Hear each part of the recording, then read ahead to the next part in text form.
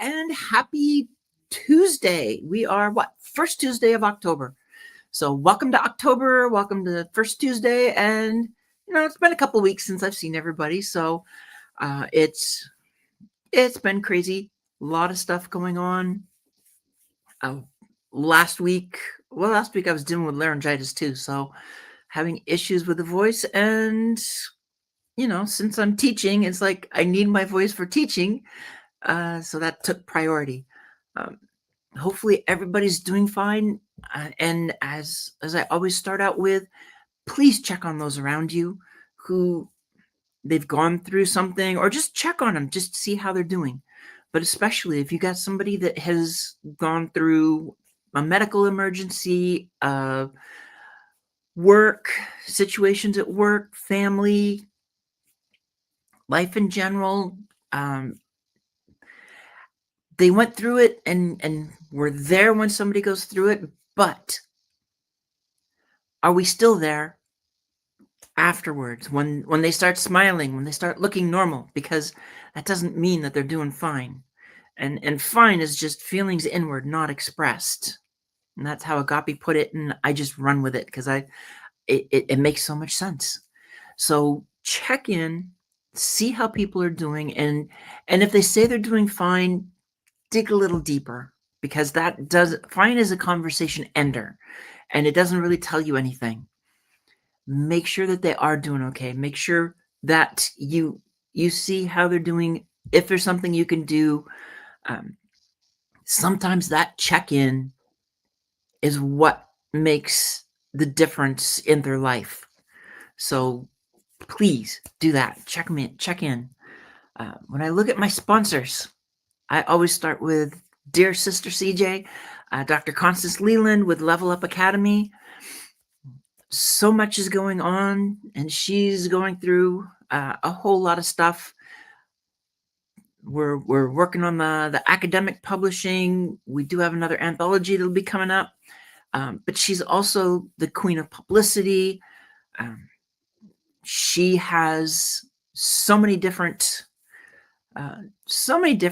opportunities and offerings. So check her out, because some of the stuff that she's got includes press releases. And when I talk about CJ, she has this ability to see things.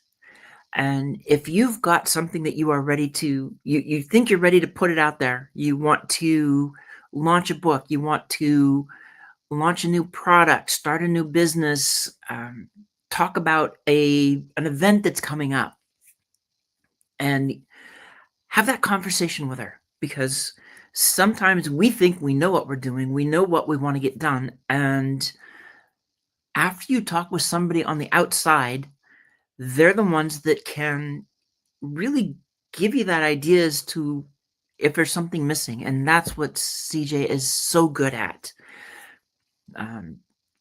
Making sure that whatever it is that you're ready to do, whatever you're talking about, whatever you're putting out there, that you're ready, that it is ready to go.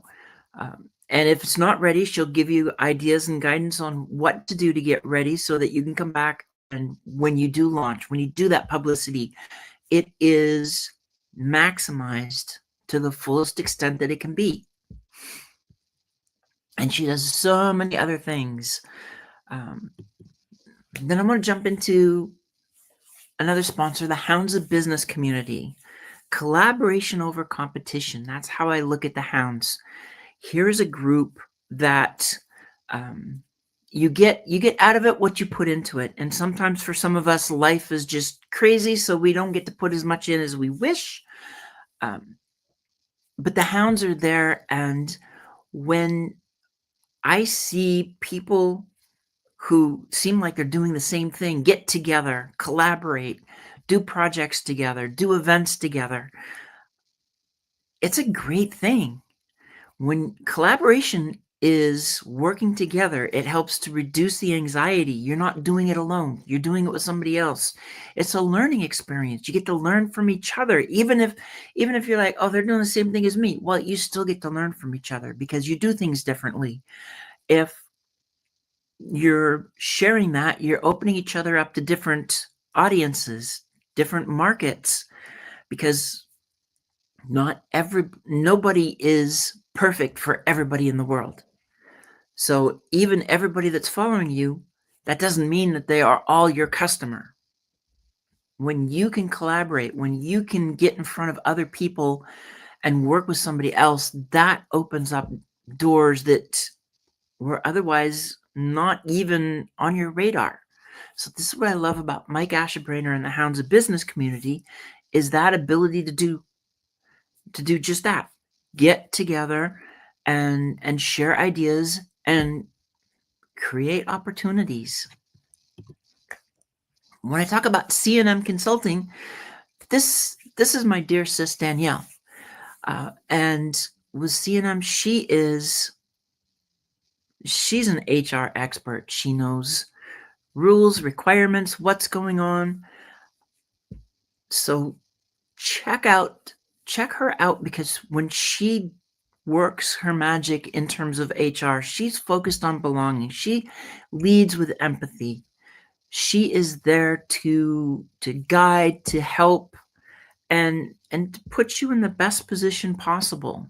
HR is one of the most important aspects of business, and teaching business classes, it's like that's another piece that I talk about is HR and how important it is, how you've got to follow these steps. Well, she knows them, so check her out.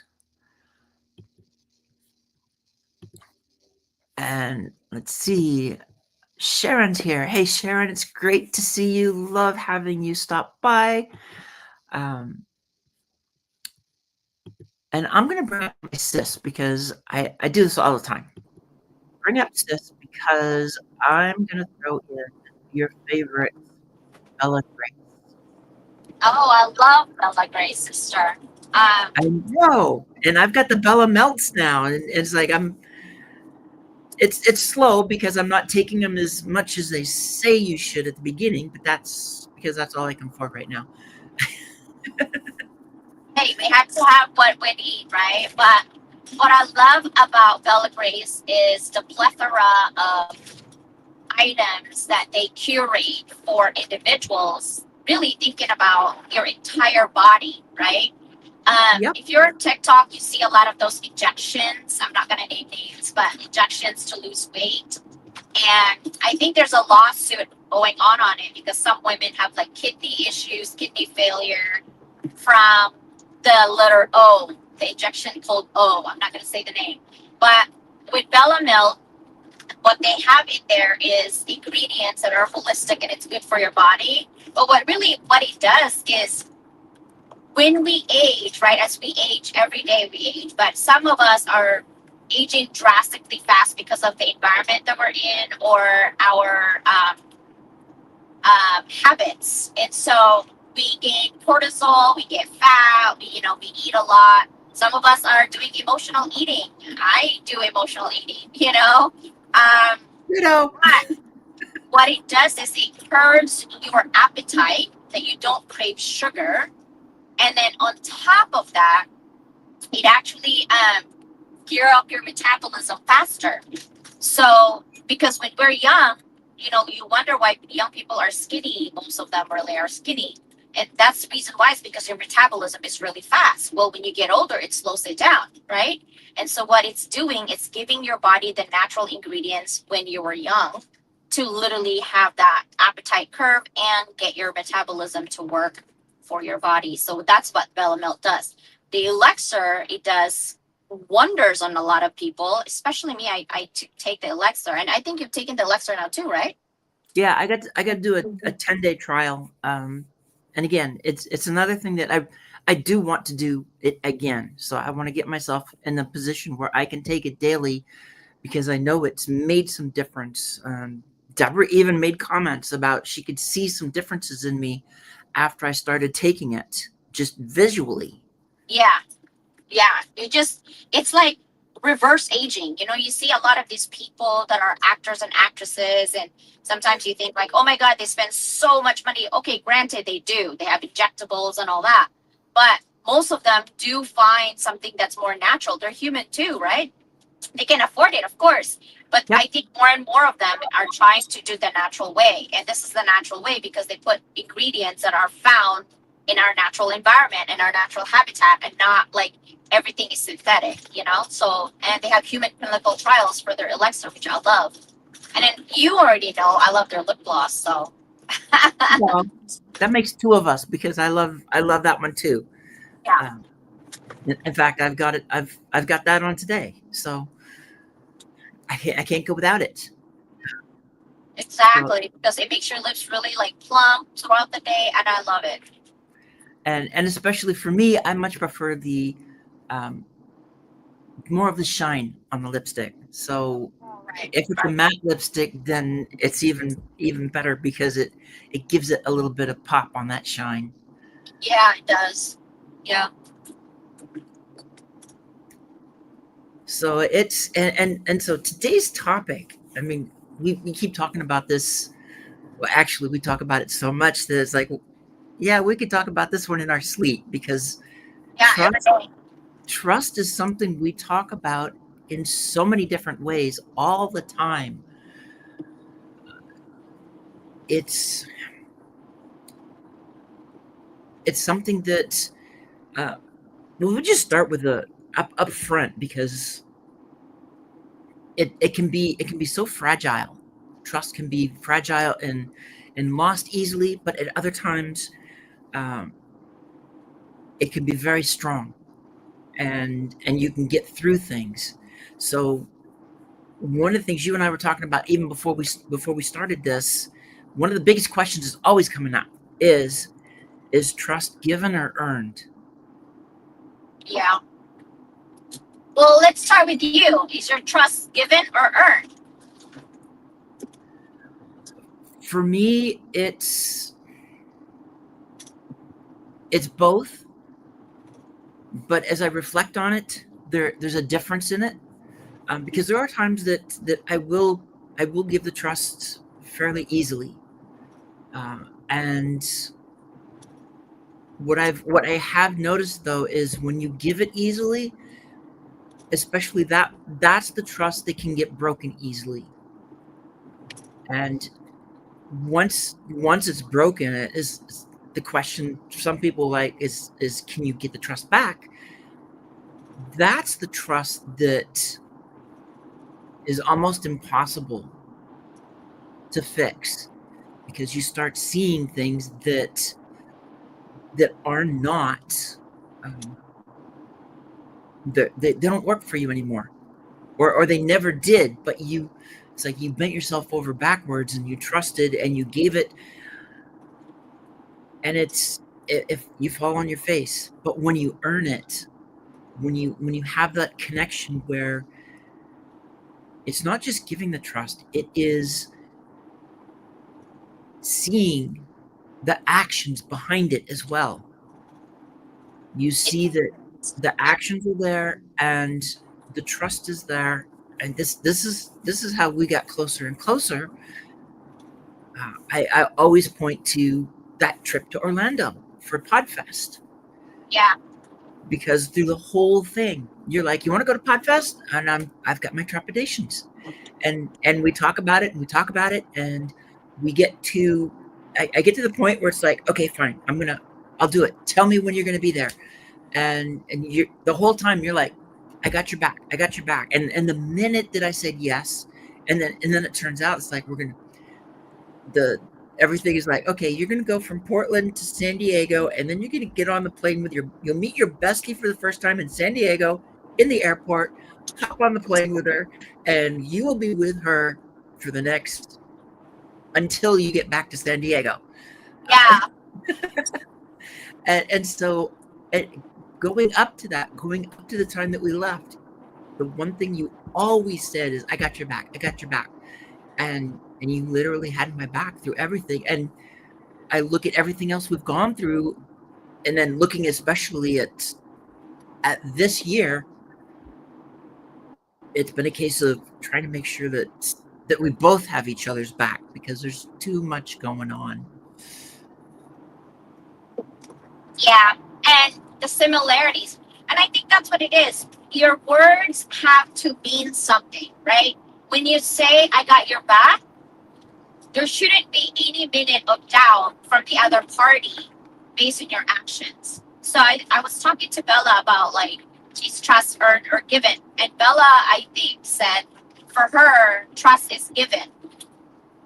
But there are certain levels. And I said, yes. I think when we meet someone, I think we have a base foundational trust that we give to people, right? We give trust to people as the first thing we do. We're like, okay, we trust you until you see things that you don't like. But I think Right. the trust, the level of trust is really depends if it's romantic, if it's partnership, or if it's friendship. Mm-hmm. Um, because there's certain expectations that you have for people. Like for a friend, when you say, hey, I'm going to do this for you, and you don't know their situation and they don't do it for you, what happens then? Trust is broken, right? So I think there's certain levels of trust that people can earn and also given. And in a romantic place, when you give your trust and they broke it, it's hard to put it back. And I Yeah. think it's easy for us to let go of friendship because there's not much expectations and not much commitment. But it depends because some friendship are stronger than others, right? I mean, we had experiences last year where we had strong bond with someone and that someone just happens to not be trustworthy anymore, and so we let go. But it's hard to let go when you really like the person. You make all kinds of excuses for that person, and sometimes your non-negotiable goes out the door. You don't even realize that you're actually compromising your own ethical code because you love this friend or you love this person, and then things just doesn't work out. So I think for me there's levels of trust and also different types of trust that I give to certain relationships, right? Yeah. Friendship, romantic relationship, kids. Um, my kids earn my trust. I give them a trust, and I always tell them my expectations, though, right? Like, okay, this is what you got to do. And they stumble. Like Angelina stumbled a couple of times, but I scream. Like, I don't care if their friends are there. Like, oh my God, your mom is yelling, Angelina, get out of the house. Like, But the next time when that happens, she knows my expectations. And I Exactly. think, okay, that's fine. You can do whatever you want. And so she's like, okay, whatever, mom. And now she knows. I don't have to remind her a million times because she already earned my trust. I don't, so it takes Right. a while. I think also parents, when you say, oh, I trust you, but I don't trust the people around you. Okay, that's us. We say that. I trust you, but I don't trust the people around you. And my kids roll their eyes. You're like, whatever, right? And you can't not let them do things because you're afraid of other people because you can't control other people. Right. So I think as parents, we have to slowly give trust to our kids, but set that expectations. I think often people expect expectations without telling people what they're expecting. It's kind of crazy. What do you think? Definitely. And I've got, let's see,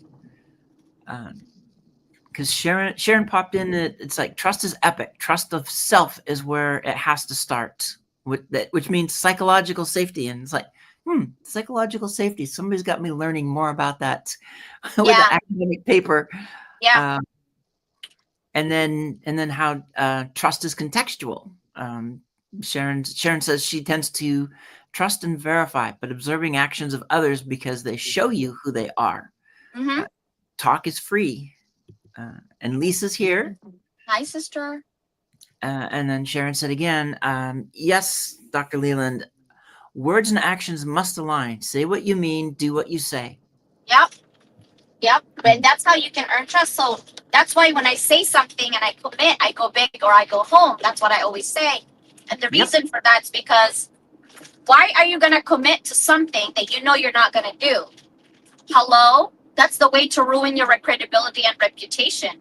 But Hmm. more often, I've seen people do that. They promise something and they do another. And then that's when people just kind of stay at home, don't do any friendship anymore. It's because all the friends that they've had in the past, in their relationship, is people are not trustworthy. But you also have to reflect, if you've never had people in your life that you can trust, do you trust yourself? Do you even have that expectations? Do you have that communication? And sister, how often is it in the last couple of weeks, and I keep telling you, I don't trust myself, I'm too emotional, I don't trust myself, right? Yep. Because more often I'm pretty sure about myself, and when I'm not, I can feel it in my body that I don't trust myself, I don't make this decision right now. And you're like, no, you're logical, you're fine, I see that, and then if you see me kind of like not do what I'm supposed to do, you're like, well, think about this, right? And so I think intentions of others you can also see. You know how sometimes people give you a compliment, but it's a underhanded compliment? And Yeah. so if they Underhanded, left-handed. consistently say that, yeah, you're not going to like them, and you're like staying away from them. It's like, was that a compliment or was that a dig? When you question yourself like that, you already don't trust that person. Exactly. And it happens too often. We've see these people who they do this, and quite frankly, those are a type of control too, where basically they're trying to control you, get to do whatever they want Yeah, as the way they say it. Um, Sharon said standards inform choices and expectations, um, and then performance, not presence. That's why they say, but not do, and we've run into that. a lot. Yeah, especially on LinkedIn. Uh huh. We've learned a lot in the last year with people. And I think inherently, I believe people are good. And I hate it when people's like, oh, I'm just damaged goods. You're not damaged goods. You're actually learning. You make mistakes and you learn from it. And I hope that you learn from it. Talking crap about other people and their weak and digging on their weaknesses doesn't do you any good. You should focus on yourself and what your weaknesses are and make it into a strength. And so, because that's how, to me, you build your trust is if you don't trust yourself to make decisions, and if you don't trust yourself to make friendship, it actually gives off that energy already to others. So they're not going to see you as trustworthy because you don't even trust your own self. Yeah. Well, and some of them, the way they talk, you tend to not be able to trust them as much because they're downplaying themselves in a negative way, um, Yeah. or they're making excuses for everything. I can't do that because I have this or that, or because of this and that, and it's we've gotten to the point where we can see through which of those kind of things are real and which ones are more of a smokescreen. Yeah. And I feel, I'm, to me, it's like I'm the main choice. I'm not the alternative. That's how I see myself, right? But Mhm. at the same time, if you are not strong of your own self, if you're not strong of, hey, it's okay to make mistakes and I'm going to learn from it. And I think learning is the key, and continuous improvement is the key to really having a strong trust, right? Like, often my kids ask, like, how do you trust Susanna to tell her everything that she won't say nothing to nobody? And I said, because she has proven it to be time and time again, right? we Mhm. we test people all the time because we want to make sure that we give our full disclosure, full all of this. But I think it's that expectations. I think people said, oh, I don't have any expectations. That's BS because everybody has expectations. But I don't have a crystal ball to know what your expectations. You gotta tell me what your expectations are. And often I usually give you a caveat at the beginning, like a warning. Sister, please don't tell nobody. And you're like, who am I gonna tell? You know what I mean? Like, so Yeah. Yeah. yeah, and I'm like, and you say the same thing, but I think for us we already know that we don't say nothing to nobody because that's just who we are. We have trust to each other that everything we say is confidential between us, and that's it. The end of story. But I think with other people, often I see the intent. Like they just want to latch on to something because they want something from you, not because they really care about you, which to me is very sad. Well, when you say latch on, that almost brings that brought me back to Sunday's topic on love and the brain, because Mm. there's a similarity in that where you latch on, but you're not really focused on something specific. You're focused on maybe an idea or a feeling, yet it's not real. And so when you have Okay, the people, bunny worlds. Okay, I get it.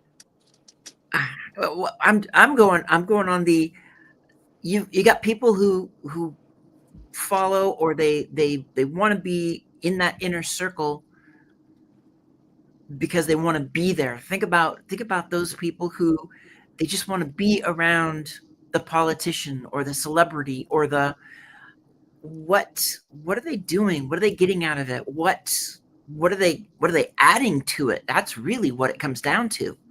What are they contributing in that situation?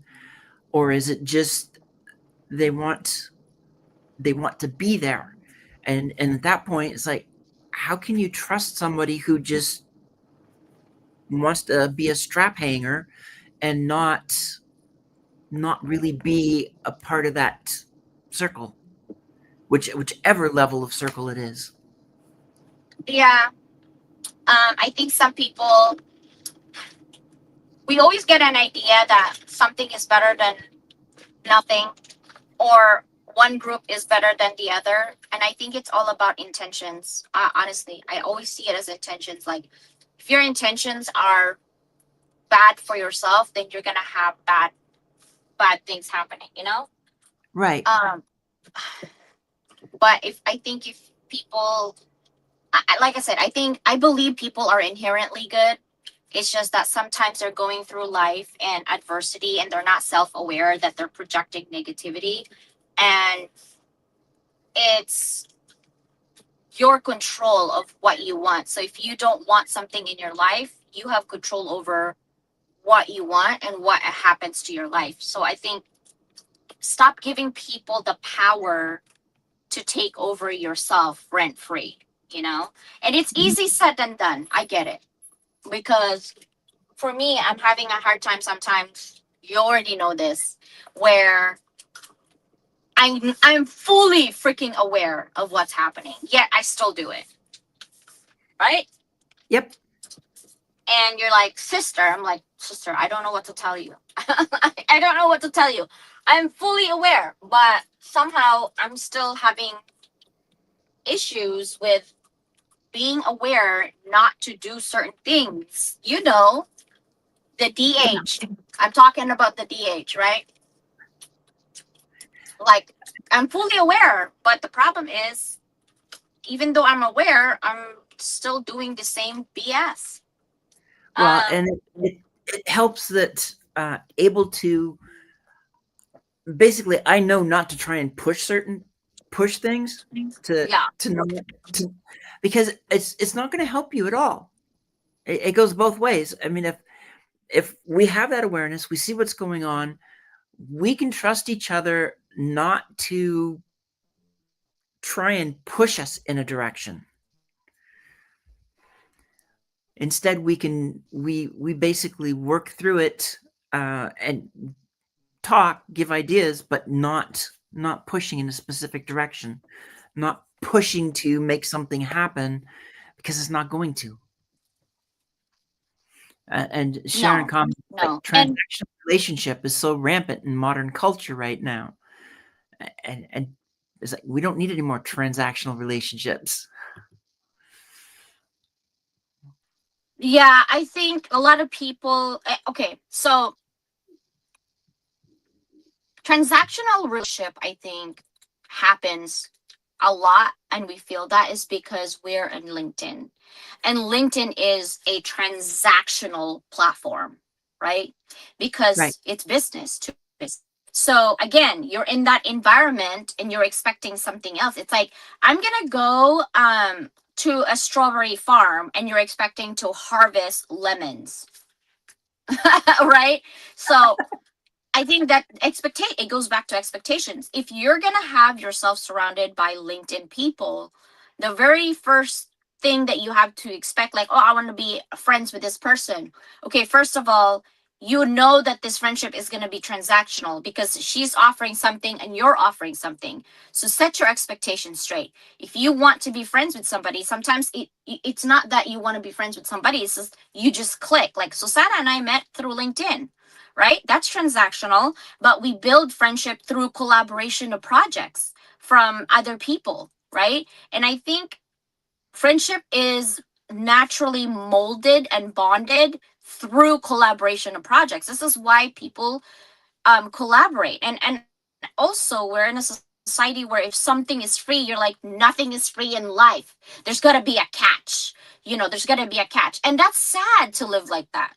And that's why I've Yeah. been doing things that I do for free, because I want you to know that there are still people who gives freely and no expectations on my end of what you should do, but basic gratefulness is what I'm saying. Basic gratefulness to say, oh, wow, thank you for thinking of me. And thank you for the time that you've spent on certain things. And I don't expect things. It's just like that basic moral, ethical codes that you have. Like, who freaking person raised you? You can't even say thank you, right? But for me, it's like if LinkedIn is transactional, then yeah, that's going to be a transactional friendship. But as you collaborate more, you actually will build that bond that becomes a transformational friendship then. But it really takes two people, right? And it's always the intentions. Like you could see the intentions of people clearly when they're doing things Yeah. not in a good way. Yeah, yeah, you can clearly see it, but some people just refuse to see it um because they have this idea in their head. And I think that's what it is. It's like your own insecurity and your own trauma is projecting to other people, and then you label that other person a certain way. It's not because they are, it's because that's who you are, right? um and so I'm trying to always be aware. I'm like, okay, I'm aware that I'm on teacher mode. Like, I'm on teacher mode all the time, and that's because Oh, my environment, I'm teaching. yep. So that's the reason why I'm on teaching mode. And now when I talk about framework, is because I read a lot, because I teach a lot, right? And yesterday I was talking to my students, and they're like, Dr. Leland, how come you have a lot of jobs? Like I was showing them how to download the LinkedIn profile to use ChatGPT to create ATS ready resumes. Right. And one of my students, I did it to my class, and they're like, how come you have a lot of jobs? I said, guys, I didn't even think about it, but I've always had two jobs. I didn't even think about it, because like when I was working full time as a commercial banker, at night I would teach, or on the weekend I would teach on ground and online. And then I actually used to teach four different universities at a time. And that was kind of like, you have to be very good because they have certain standards of grading and doing things, and you're like, oh my god, I'm not going to get paid if I don't do this right. And so I've always done 2 to 4 jobs at a time, and I didn't realize that, and I didn't reflect on that until they brought it up. When they look at my resume, it's 16 pages. And I said, listen, I don't even want to read my resume, okay? So please keep your resume specific to the job description for a 1 page. And they're like, how do you put 16 pages into a 1 page? I'm like, ChatGPT and ATS ready bots, like what? Like, you know what I mean? Thank God for AI, but they're like, isn't AI bad? I'm like, no, you cannot. 80% is accurate, 20% is not. So you need to read for accuracy, and you need to be accountable for what you put out there, right? You can't make Right. excuses like, oh, ChatGPT made a mistake. No, you didn't read. You need to be accountable, and make sure that you are accountable for your own actions. And I think that's what it is like, we want everything convenient, but we don't want to be accountable if they're a mistake. But if it's perfect, we'll claim it ours. But if it's a mistake, it's not mine, right? Just like with our kids, I'm like, okay, she has attitude, that's your kid. But if she's good, I'm like, that's my kid. Oh my gosh. Oh my gosh. But I'm curious, Sharon, like, is your trust earned or given? Yeah, because that feels like the age old question right now. Which way it goes? Um, she loves what you just said. About what? Just what you just talked about. Everything you just said about, well, I mean ADHD. So Ah! uh, we're okay, both sitting here so going, "What did you when just I was say?" thinking of, I know. So here's what I'm saying, right? When it comes to trust, I think there's like four phases now that I'm like really reflecting on it. The first one is initial phase. This is where you minimal trust, right? You have guardrails, like small task, low risk. And then you basically have validation phase, which is allow more responsibility, allow more collaboration, right? You basically consistency over multiple interactions, integrity, under pressure, boundary, respect, all that is validation phase. And then you have the third phase, which is full trust phase, which is high level of trust, minimal oversight. You have autonomy, you're resilient, your friendship is good, you have accountability. Now, if the breach occurs, then you got to go and, because it's trust erosion, and then you got to do a repair. Why is my video gone? Okay, I was like, what is happening? But I think there's four phases. You got to grant minimal trust. It's like work, right? You look at the resume, they look good, they interview well, and they have the experience. So you, what do? You trust that they are professional, and you let them in. And then you give them projects as more and more time passes and they are actually up to par with your standards and above, you give them more responsibility, right? And once you give them more responsibility, they want to move up. Like you've seen consistent performance, then they become management or whatever that they want. And then from there, it's really up to you to keep that credibility and authority, or you could breach that trust and then backing up. It's, to me, it's like a teacup, like my favorite teacup from Japan. And my kid breaks it, and it's from the Emperor of Japan. It's a gift from the Emperor of Japan from my family. My family got it from the Emperor, gave it to me for my wedding. Kids broke it. They try to, you can't replace it, by the way. So, because it's No, limited quantities. So they try to glue it back. And I drink my tea. I'm like, why is it leaking? Like there's water coming out. I was like, girls. And it's like Chi Chi and Dukas ran through the room, locked the door, and pretended to snore. Right? But because they're my kids, I'm like, okay, it's just material things, CJ. But dang it, why did you do this? And I mean, I gotta let it go because for me, relationship is more important than materials. Relationship is always going to be more important than materials. So, yeah. yeah, I know that breaking something and gluing it back together and hoping nobody notices. But in this case, it was a plate that was on the wall, so it was, quite frankly, it surprised the heck out of me. Nobody noticed. Oh my gosh, you're funny. So I was like, okay, But we got away with that one um, because it was my brother and I. We were, I think we were doing something in the hallway, knocked the plate down, it broke, Sharon. glued it, Yeah, and, yeah. and Levels of put it trust. It's like back up. that validation. And everybody's walking past that. I mean, my parents, they had to. I'd given it to my mom, and it's like they had to go past that plate to go to the bedroom, and nobody said anything. And it was not a perfect fix. Oh my gosh. Yeah. And actually, in Japan, there's a tradition. They break a cup and they put it together back together again, and they love it that way because it's a history of in pieces but putting it back as a whole, because I think that reflects humanity, right? Because Mhm. when we came out of our womb, this lady needs to calm down. When we came out of our womb, um we're perfect. Like we're blank page. Nobody really like knows what we're going to be growing up, right? Right. And as they grow up, as they get exposed to families and environments, we crack, and then we put it together. We crack, and we put it together. And it's like when you're young and you break a bone, it actually becomes stronger. I don't know if you know that. It actually becomes stronger when you break a bone. Don't break bones, guys, especially if you're this age, okay? That's a different story. But when you're young, the bones get stronger. And so, because of the scarring of the tissue.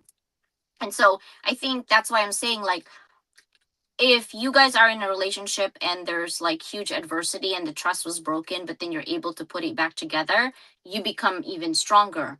But to me, it's like, why even break that trust? Why take the chance? Don't do it. No, no, there's no need to do that. And it's like, yeah, Yeah. I broke my elbow when I was 3, so I I think I spent 2 weeks in the hospital with my arm above my head and a pin through it. Oh my gosh. And it was it was later. It was like a long time. I don't know if I Later was in in your life or later it in. was it was later in life, and I don't remember if it was before or after I left high school that one of my I think mom told me that they weren't sure that my arm was even going to grow right because it broke right through the growth cells. So they Oh, weren't sure wow. what was Okay. going to happen. But That's crazy. it's there. It's fine. Still got some scars in there, and uh, I don't think there's any gravel left from that other accident. But Oh my God, you're so funny. well, rule number one: if you're going to ride a bike, know where the brakes are, especially if there's no brakes on the handlebars. Oh my God. That means it's a single speed that the brake is the pedals. You go backwards to brake, not forwards. But if you don't Oh, one know of it, those bikes. Okay. yeah, if you don't know that because you've never been on that kind of a bike before, and you're going downhill, and it was all downhill, so you don't even Listen, have to you're pedal. better than me because no, I can't even ride a bike, so I can't even say shit. Stop. Oh, Stop. I'm I'm not totally sure if I could ride a bike anymore. I mean, I used to. Oh, Um, but I have try. What is that? Like bike, the tricycle bicycle. almost. Yeah, I have like two wheels in the back and then one wheel in the front. I still have that bike. I don't even know what to do with that bike. Sorry, guys. I'm like doing my makeup because I'm like, I gotta go to breakfast. But anyway. Well, I see a lot of people that actually have trikes riding around on the streets around here. So you can keep it and ride it in the I don't next know where place. I'm gonna. I don't know where I'm gonna put it because my storage is already maxed out. Uh, well, there's always walking. Yeah, we're just gonna do that. He'll just do that, or the next thing will be skateboards. Oh, I can skateboard. I never been on, so Yeah, I can skateboard. but Um,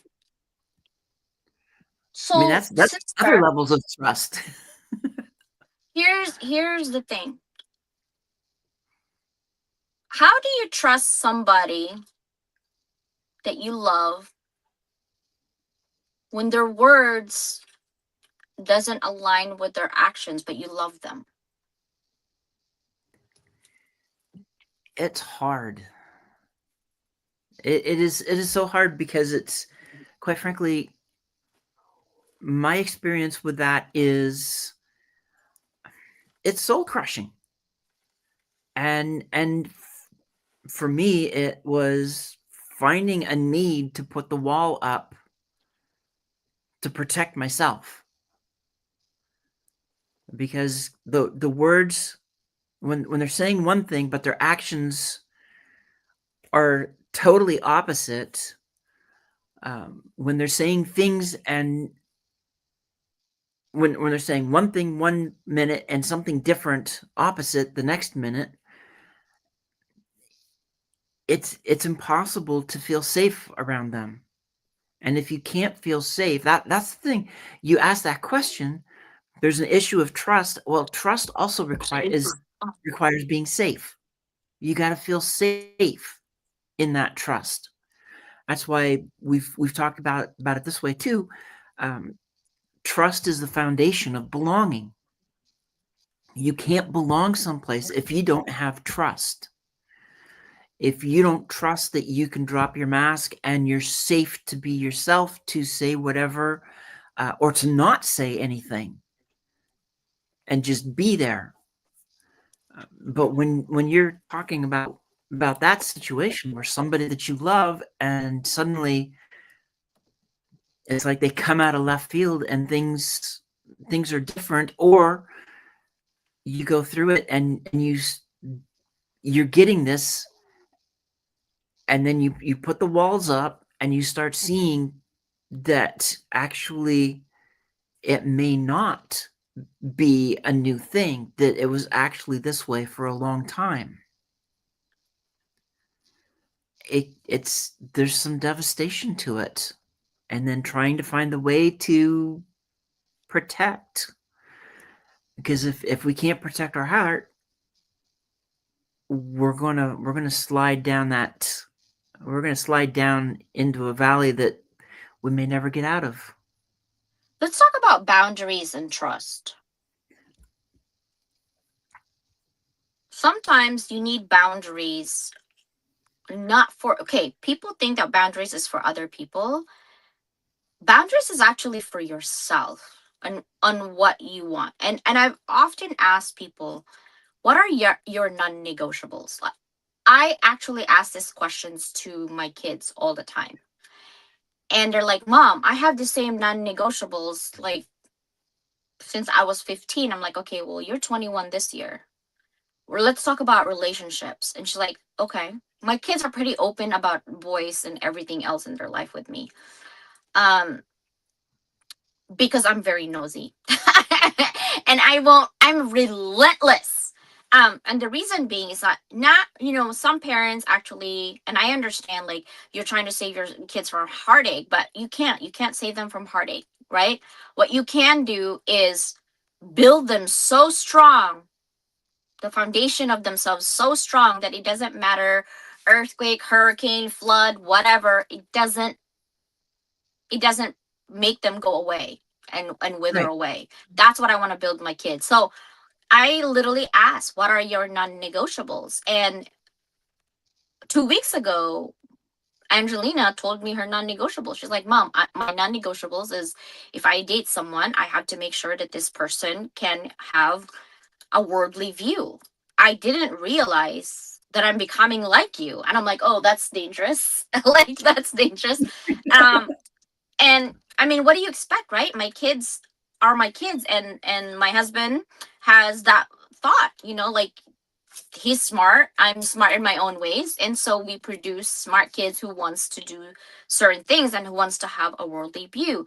And I said, well, what I want you to do is that I know you're very opinionated because you're my kid, I know that, and I also know that you have strong personality, I also know that, but in a relationship, the word compromise, how do you feel about that? And she said, I don't mind compromising so long as I don't compromise my non-negotiables. I'm so proud of her when she said that.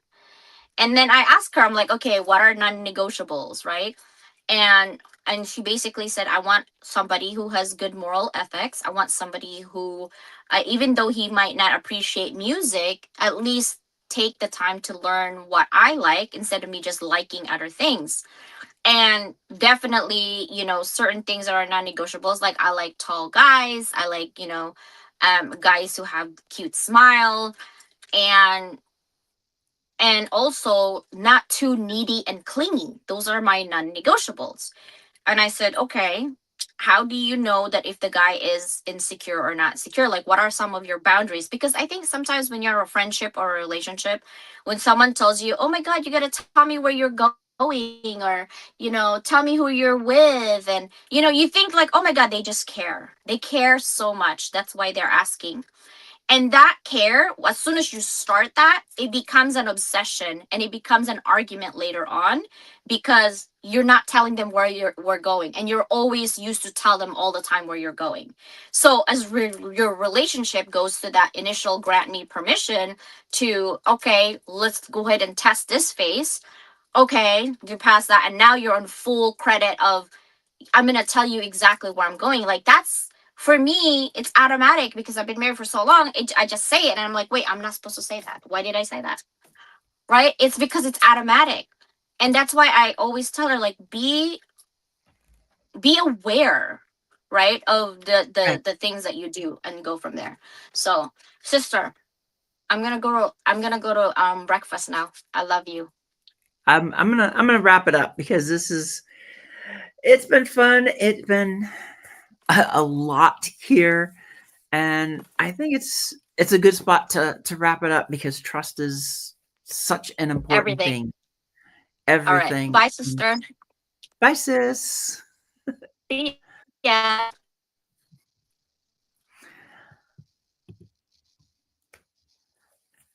Yeah, trust is such an important thing, and it was a great conversation with sis. And now I'm gonna go ahead and wrap this up because we're getting close to the top of the hour anyway.